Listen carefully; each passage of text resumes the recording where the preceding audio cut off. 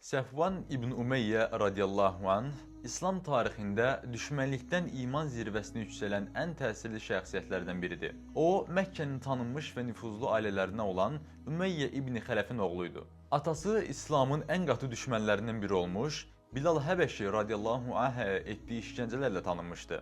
Səfvan da uzun müddət bu mühitdə böyümüş, İslama qarşı dərin kin və qəzəblə yetişmişdi. Bədir döyüşündə atasını itirməsi Səfvanın qəlbindəki düşmənliyi daha da alovlandırdı.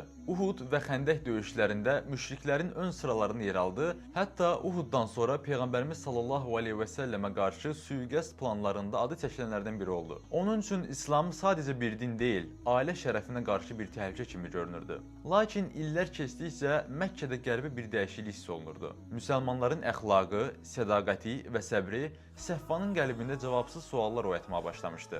Nəhayət Hicri 8-ci ildə Məkkənin fəthi baş verdi. Bu Səfvan üçün hər şeyin bitdiyi an kimi görünürdü. Çünki o Peyğəmbərimiz sallallahu əleyhi və səlləmə qarşı edilən düşmənliklərin başına gələn adlardan biri idi. Qorxu içində Məkkəni tərk edib dənizə doğru qaçdı. Məqsədi Həbəşistana gedib hər şeydən uzaqlaşmaq idi. Lakin bu qaçış onun taleyini dəyişəcək bir mərhələyə çevrildi. Həzrət Umeyr İbn Vahib radiyallahu anh Allah Rəsulü sallallahu əleyhi və səlləmin yanına gələrək Səfvan üçün aman istədi. Allah Rəsulü sallallahu aleyhi və səlləm heç bir tərəddüd etmədən ona 2 ay düşünmək və qərar vermək haqqı tanıdı. Bu, düşməninə verilən adi bir əfv deyildi. Bu, mərhəmətin zirvəsi idi. Səfvan geri döndü və Huneyn döyüşündə hələ müsəlman olmadan Peyğəmbərimiz sallallahu aleyhi və səlləmin ordusunda müşahidəçi kimi iştirak etdi. Döyüşdən sonra Peyğəmbərimiz sallallahu aleyhi və səlləm ona çoxlu qənimət verdi. Səfvan heyrətlə dedi: "Bunu mənə verən bir insan ola bilməz. Bunu ancaq bir peyğəmbər edə bilər." Bu söz onun qəlbindəki son müqavimətin də qırıldığı an idi. O, səmimi şəkildə kəlmə-i şəhadət gətirərək İslamı qəbul etdi. Beləcə,